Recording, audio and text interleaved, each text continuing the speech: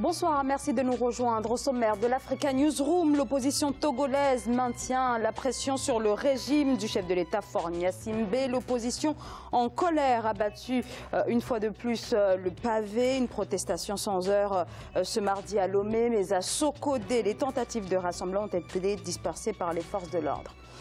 Au sommaire toujours, plus de 900 sites quasi désertés par les touristes. C'est la situation actuelle du tourisme en République démocratique du Congo, pays en proie à l'instabilité politique. Nous verrons les tentatives des autorités pour tenter de sauver ce secteur. Dans la dernière partie de cette émission, fraude bancaire, détournement et système de surfacturation. Voilà le système qui aurait été mis en place au sein de la Croix-Rouge entre 2014 et 2016 en Guinée, en Sierra Leone et au Libéria pour détourner des fonds destinés à la lutte contre l'épidémie d'Ebola. Voilà pour les titres et pour débattre de toute cette actualité sur ce plateau. Monsieur Justin Azangpo, vous êtes proviseur honoraire. Merci d'être avec nous. Bonsoir. Bonsoir.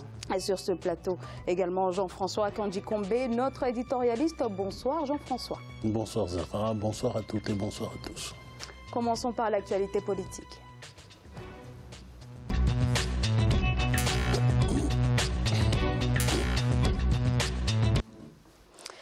Ils étaient des milliers à descendre dans les rues de la capitale Lomé. L'opposition togolaise a en effet lancé une nouvelle série de manifestations ce mardi, des rassemblements avec le même mot d'ordre, la démission du président Faure Gnassingbé. C'est un reportage d'Emefa Kofi. Fidèles à leur revendication qui est le départ du président Faure Gnassingbé, les manifestants de l'opposition ont de nouveau investi les rues de Lomé et de l'intérieur du Togo.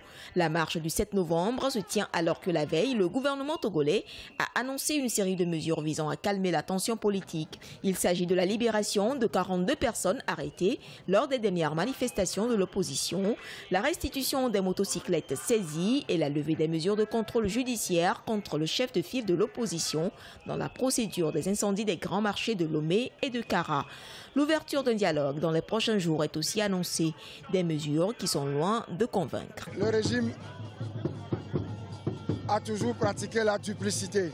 Il prétend faire preuve d'apaisement et dans le même temps, avant même que les manifestations ne démarrent à Bafilo et à Sokoré, il réprime les manifestants. Donc pour nous, c'est de la poudre aux yeux. Selon le ministre de la Sécurité et de la Protection civile, les mesures d'apaisement décidées par le gouvernement togolais connaissent un début d'effectivité. S'agissant des heurts qui ont émaillé la ville de Sokodé et Bafilo à l'intérieur du pays ce 7 novembre, les marches dans ces localités n'étaient pas autorisées. Les derniers événements, c'est le 16 octobre, où, à l'issue de l'interpellation de l'imam, 2 militaires en faction ont été tués, leur armement emporté. Le 19 août également, après les brimades ou la molestation que les militaires ont subies, leurs armements ont été emportés. C'est sur 3, 2 armes ont été retrouvées. Lorsque les gens ont brûlé le commissariat, des munitions ont été emportées. Si nous arrivons à retrouver les armes, ils peuvent manifester du 1er janvier au 31 décembre. Jusqu'au 9 novembre, les contestations contre le pouvoir vont se poursuivre dans les rues. L'opposition, elle, accepte de dialoguer avec le gouvernement seulement sur les conditions du départ du président Faure Gnassingbé. Pour l'heure, aucune date de ces pourparlers n'a été annoncée. Alors, la veille de ces manifestations, le pouvoir togolais avait annoncé des mesures d'apaisement, levée de l'interdiction de manifester et un dialogue dans les prochains jours. Jean-François, comment le pouvoir togolais peut parler d'apaisement alors que son positionnement est toujours le même, à savoir ce projet de révision de la Constitution qui pourrait en effet permettre au président Faure Gnassingbé de se représenter en 2020 et en 2025 ? Vous avez la réponse qui est dans la question que vous vous posez. L'apaisement Il faut se rappeler d'abord que cela fait plus de 2 mois que l'opposition manifeste, pas seulement l'opposition. Moi, ce que je vois d'abord, c'est des citoyens togolais que Faure Gnassingbé est censé, dont Faure Gnassingbé est censé être le représentant et qu'il espère demain pouvoir gouverner à nouveau. Et le mode de dialogue qui a été choisi, qui est celui de la répression, n'est pas tout à fait dans le sens de l'apaisement. On observe d'ailleurs quelque chose dont il faut se réjouir, plus de 2 mois et demi, et on a des citoyens qui sont quand même, font preuve de responsabilité. La plupart des manifestations, s'il n'y avait pas eu des étincelles, ils n'auraient pas dégénéré, notamment à Sokodé. Maintenant, sur le fond, et ça répond aussi à votre question, je pense que le président Gnassingbé a montré depuis très longtemps qu'il n'avait pas l'intention de changer de ligne, il avait l'intention d'aller jusqu'au bout. On peut penser que c'est une position qui remonte à 2 mois ou à 3 mois. De mon point de vue, c'est une position qui remonte à beaucoup plus loin que cela. J'ai dans le souvenir une discussion qui avait eu lieu dans le cadre de la CEDEAO, qui consistait précisément, pour essayer de calmer un peu les tensions qu'il y a dans cette zone, mais aussi partout en Afrique sur la question des mandats, qui consistait à discuter de la mise en place d'un texte, de la rédaction d'un texte, un protocole additionnel qui limitait à 2 mandats, le mandat des gouvernants. Il y avait 2 chefs d'État qui étaient opposés à cela. C'était Yahya Jammeh et c'était le président Faure Gnassingbé. Si déjà il y a 2 ans, plus de 2 ans, il ne pensait pas à se représenter, il ne pensait pas à la modification de la Constitution dans le sens où il l'a fait, je pense qu'il y aurait eu unanimité à part Yahya Jammeh à l'époque. Donc je pense qu'il il est déterminé à aller jusqu'au bout. L'autre preuve, c'est qu'il rejette presque systématiquement toutes les offres de médiation qui ont lieu depuis l'Organisation internationale de la francophonie jusqu'à l'offre de médiation d'un certain nombre de pays de la région. Et ce qui n'arrange pas les choses, c'est que la médiation de la CEDEAO en tant qu'organisation ne peut pas avoir lieu puisque le président en exercice est lui-même. Donc si deux choses très simples que j'ai envie de dire. La première, c'est que s'agissant de citoyens togolais, il est président de tous les Togolais, il ferait bien de leur parler, de discuter avec eux. S'agissant de l'opposition togolaise, je pense que la discussion, les revendications qui sont posées ne sont pas des revendications iconoclastes et irresponsables. On peut s'asseoir pour discuter et je me dis pour finir que peut-être que cette question-là, qui va au-delà de son pays et de l'Afrique de l'Ouest, il faudrait peut-être introduire une idée qui est que celui qui révise la Constitution ne se l'applique pas à lui-même. On révise la Constitution, on s'en va, et on laisse le pays gouverner selon les nouvelles règles qu'on a posées. Peut-être que ça pourrait régler pas mal de problèmes dans nos pays. Justin Zakpo. Oui. Ben, je reprends, je saute sur ce que vient de dire mon frère. On ne peut pas réviser une constitution et se l'appliquer. Là, c'est l'heure le peuple, c'est l'heure de tout le monde. Et moi, je crois d'ailleurs que le problème togolais, c'est un problème qui date. Hein, parce que on a essayé d'instaurer une forme de royauté, finalement, alors que c'est une république. Hein. Le père a gouverné depuis 1963. C'est une monarchie qui ne dit pas son nom. Voilà, une monarchie qui ne dit pas son nom. Et donc, moi, ce que je dirais, c'est qu'il faudrait tout simplement que le président Faure Gnassingbé non seulement parle à son peuple, mais surtout qu'il s'engage à ne pas s'appliquer cette constitution. Parce que ce que demande finalement le peuple togolais et surtout les partis de l'opposition, c'est enfin arriver à une alternance. Et il faudrait que tous les chefs d'État africains, moi je crois, commencent par dire, mais écoutez, l'alternance, c'est le premier levier quand même du développement. On ne peut pas avoir tout le temps raison.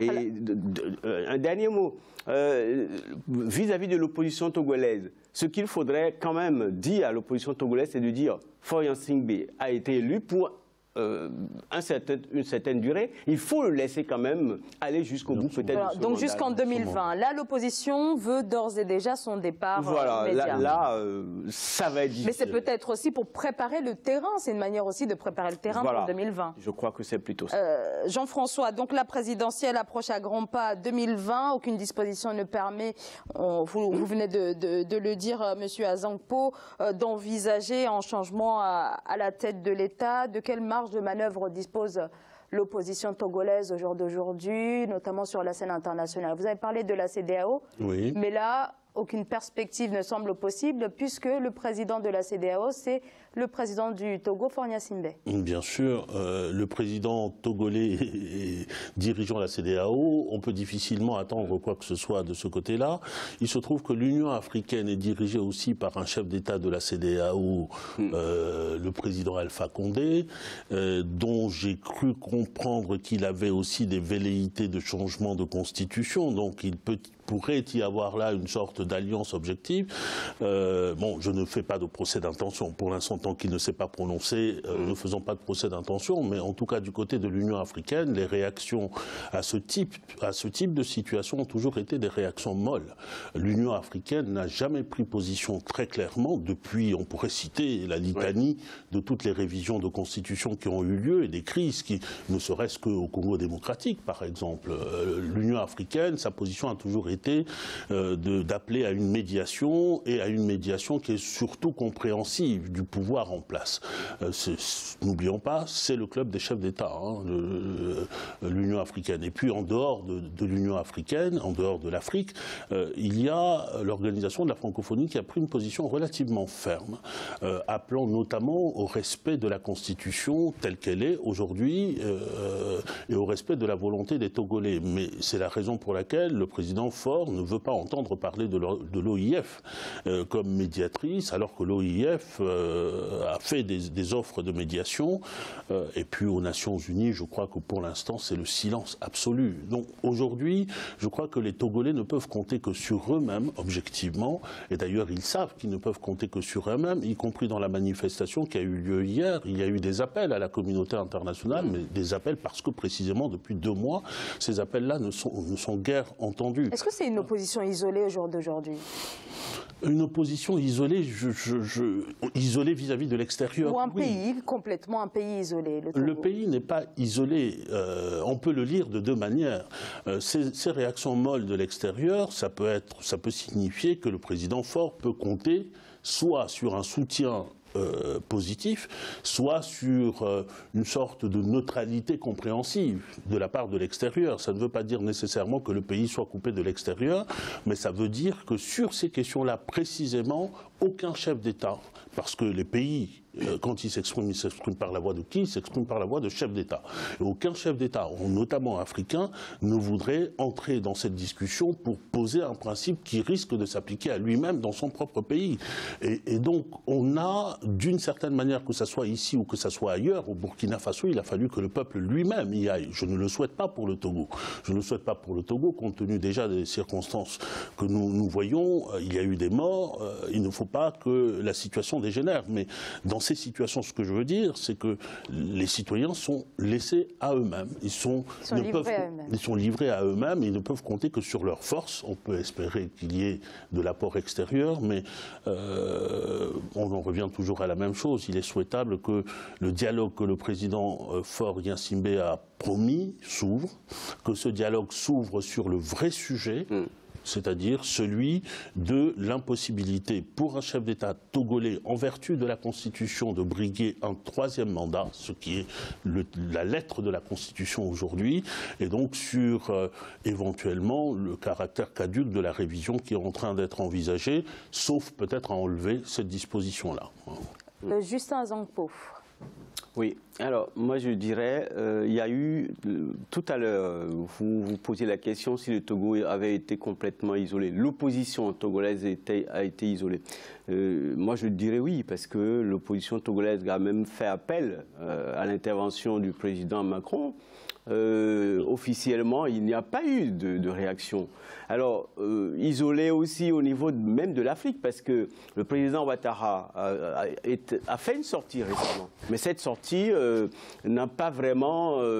c'est une sortie molle pour dire, bah, écoutez, il y a des possibilités de négocier, discuter entre vous. Mais cette discussion, ben, je crois que personne, hein, le président béninois Talon a fait plusieurs démarches, mais personne ne sait ce qu'ils se sont dit. Donc, il n'y a pas eu vraiment une approche un peu coercitive de la part de tous ces chefs d'État pour dire, écoutez, lâche le morceau.